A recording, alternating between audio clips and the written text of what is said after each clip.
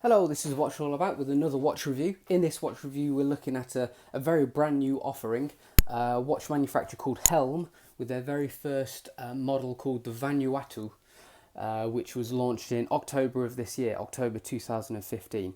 Vanuatu is actually the name of a South Pacific island located near the east of Australia, which is famous for its coral reefs and also a World War II shipwreck. Um, so there you go. Obviously, it has sort of ties to a diving watch, which I guess is the link. So the Helm Vanuatu is no doubtedly a diving watch. It's going to cost you $350, which equates to around £235. So it's pretty sturdy in the affordables price bracket there, but the specs are actually pretty good for the price, especially when you consider that it's an ISO rated diver to ISO 6525 compliance it is, and that's rated at 300 meters. So that's a pretty good statement for it to make. It has a Seiko movement, the NH35, which is one we've seen many times before in multiple watches. It's not a high beat movement, it's a 21.6 thousand, 21,600 beats per minute, which makes it 6 ticks a second. Sorry, that's per hour. And then other features are hacking second hand and a manual wind, and obviously a date indicator as well. It has 24 joules as well. So other specs include a size of 42 millimeters, which is a pretty standard diver's diameter. Let me just put it on. It has a lug-to-lug length of 50 mil and a height of 14 mil. So it's certainly pretty chunky, pretty. It looks almost like a tool watch actually, more than a diver's watch I think, but that's personally, something that I really like. I think it's designed very well and it looks the part. So you have an option of 3 different straps. As you can see, we have a leather one, we have a NATO, and we have a bracelet as well. So I'll just go through these different ones in a while. What are the specs are there? Oh, we have a sapphire crystal as well, with a layer of anti-reflective coating on the underside. As you can see, it's pretty clear. Obviously, we're always going to get reflections in a conservatory, but there you go. Okay, so let's talk about the watch case, the watch head itself first, before going into the various straps. So as I mentioned, it has a sapphire crystal on top. We have this bezel. And all the inserts here are loomed filled, which is quite nice to see, although the loom isn't too strong. The bezel movement is pretty smooth, it's quite nice. Nice to use, easy to use. As you can see, we have a very slight wiggle, but that's always tends to be the case, unfortunately, with affordable watches. You never ever get a perfectly tight bezel. But all in all, the bezel's pretty nice. I like the grip around it as well. Quite sin-like in a way. And also a little bit like the Obris Morgan offerings, like the Branco and the Explorer. So I think they're, taking a few cues from that. The sapphire crystal is perfectly flat, as you can see, and it's lined up nicely with the bezel as well. But whilst you're diving, that may provide you with some quite bad mirror-like reflections. So I'm surprised it's not domed, but then you wouldn't have the protection. So the case itself is fully brushed, as you can see.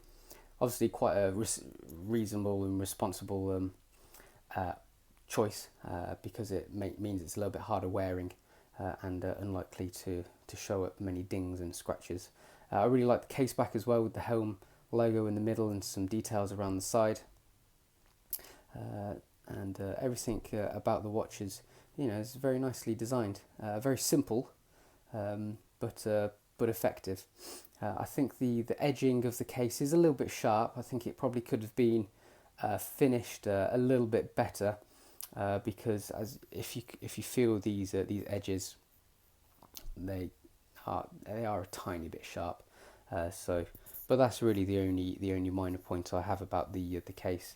The crown is really nice with the logo engraved, very deeply engraved as well, mind you, with these crown guards.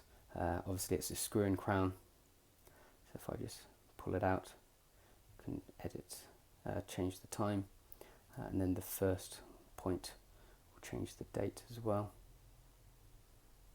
like so. But yeah, the crown is very nicely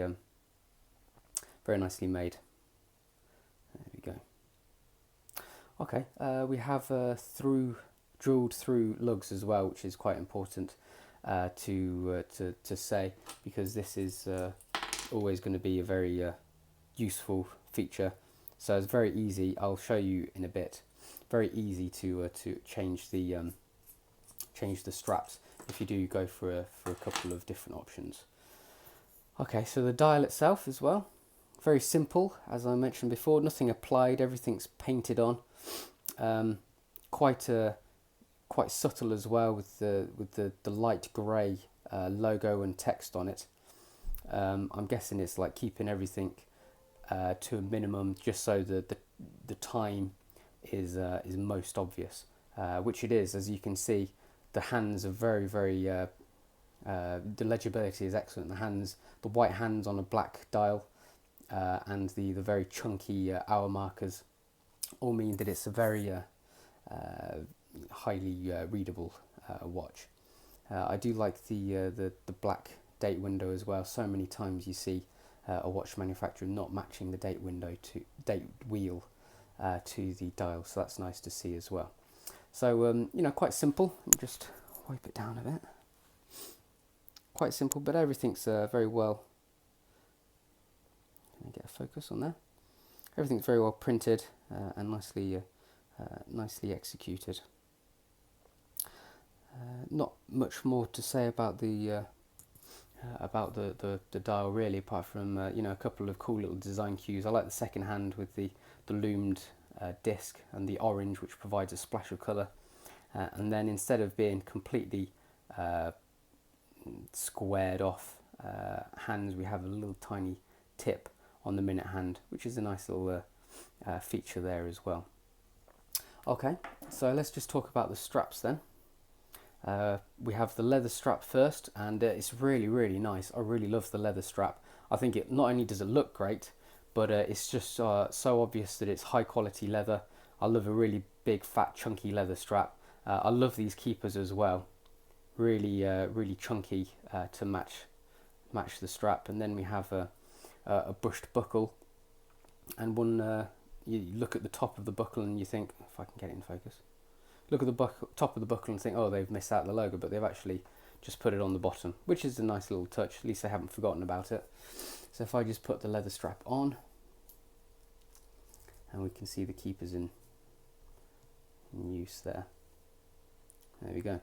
So I like how wide they are, because they don't move around at all. They stay put, which is great. They don't come loose. There we go.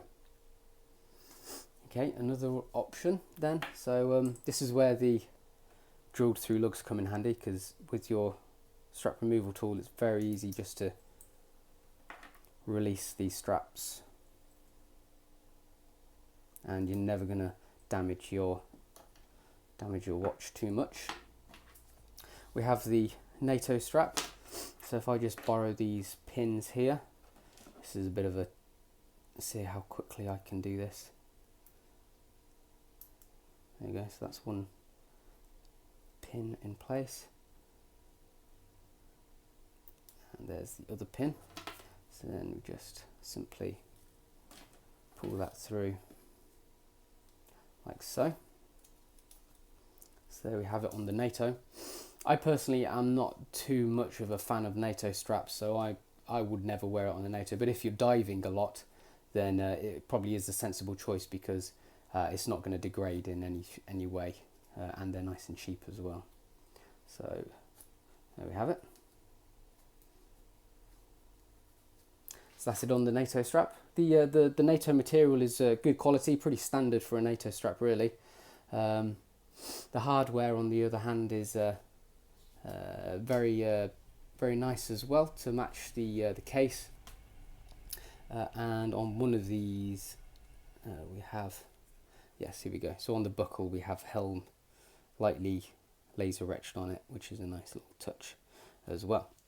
Okay, so that's the NATO strap. Nothing exciting really to declare about the NATO strap. It's pretty standard, really. So this is the real test. See if I can quickly fit the.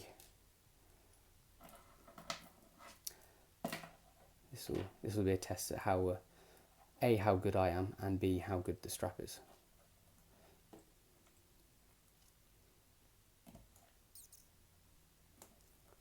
So if that's in.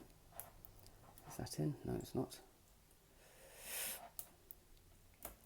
Okay, that's one side in.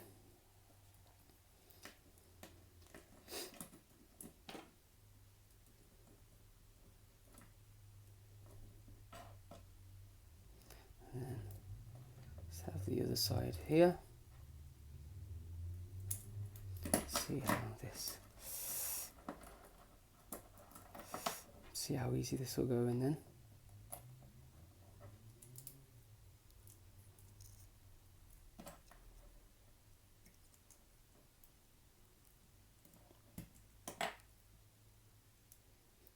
Okay.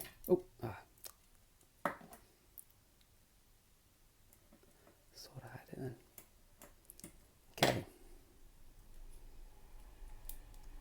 Okay. So there we go. Almost there with that one. Is that in? I think it's in. So there we go. We can see how quick and easy it is. Within a few minutes, I've changed from one to the next to the next. So unfortunately, I've actually fitted the buckle upside down. So ignore that for the time being. So here we have the bracelet, which is really chunky as well to match the watch itself. 5-piece link, which is always quite impressive. Very comfortable as well because it molds to the wrist very well. On the underside, you can see it's very smoothly brushed as well. It's completely brushed to match the case itself. And then the buckle, we have Helm deeply engraved on the flap as well. So the finishing of the bracelet is probably a little bit like the case in that it's a little bit sharp on the edges. It probably could have done with a little bit more machining, ever so slightly, just to soften it up a tiny bit. But to be honest, in age and in time, it'll probably smooth out a little bit. But to the touch, just to begin with, it's a little bit sharp on the edges. That's the only thing really. Okay, so let me put the macro lens on and we'll just have a look at it in closer detail.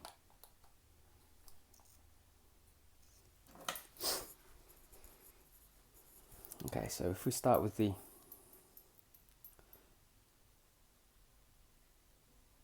dial, so if I just pull the crown out, I can change the time, so that's the crown.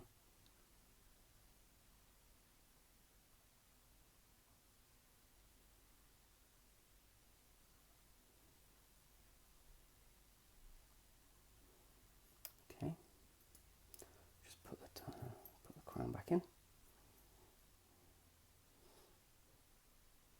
I don't think I mentioned the weight of the watch. It is actually really chunky.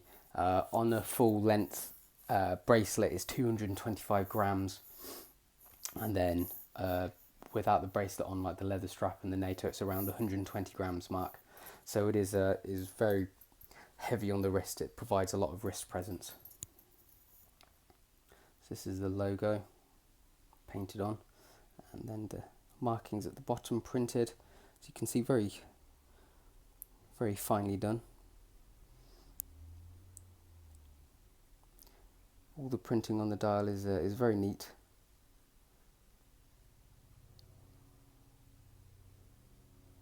There's the hands as well.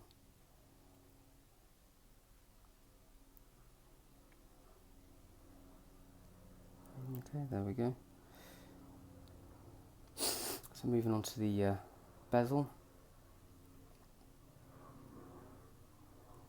Nicely filled in loomed marking, which is nice to see. It's not just printed; it's actually filled with loom. I wonder if I can. Can't really see anything enough. It's not dark enough really to show it. And then we have the toothed edge, quite tool-like, quite angular. Very easy to use though, nice grip. So here's the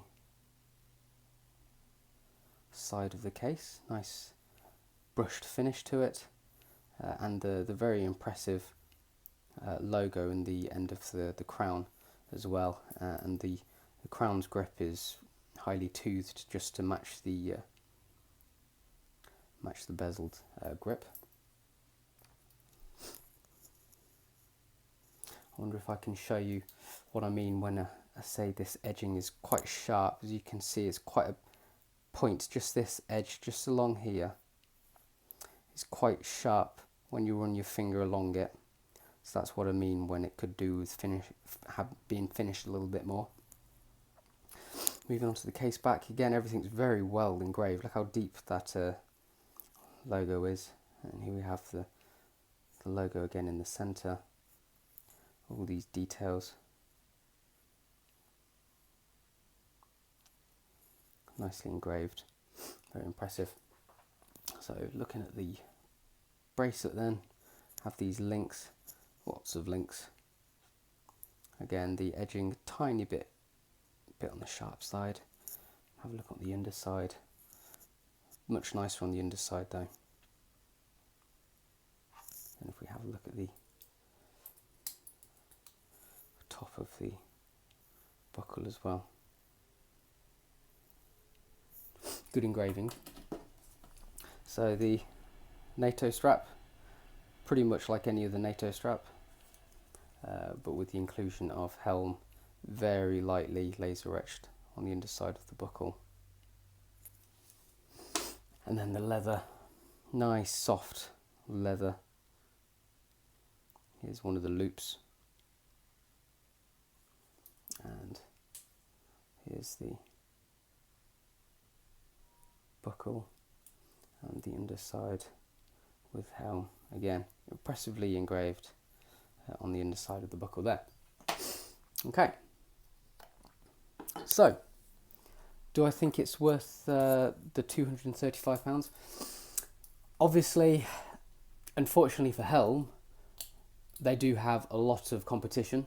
You can never overlook the Seiko offerings, the Monster and the SKX007, which both are outstanding watches for the money. But I do think the Helm has something that they don't, and that's a slightly better design. I think it looks very nice on the wrist. It has a lot of wrist presence as well. It's weightier, and it just seems a lot more chunky. So if that's your thing, then you know it's a very good watch for the price. It has great rating as well. It's 300 meters and a sapphire crystal with anti-reflective coating, which you don't get with the Seikos. So for £235, it is a very solid choice for a decent diver watch, and everything about it is very good design. I particularly really like the leather strap and the bracelet. I'm not so fussed on the NATO strap. So there we go. So this was the Helm Vanuatu, and this watch is all about.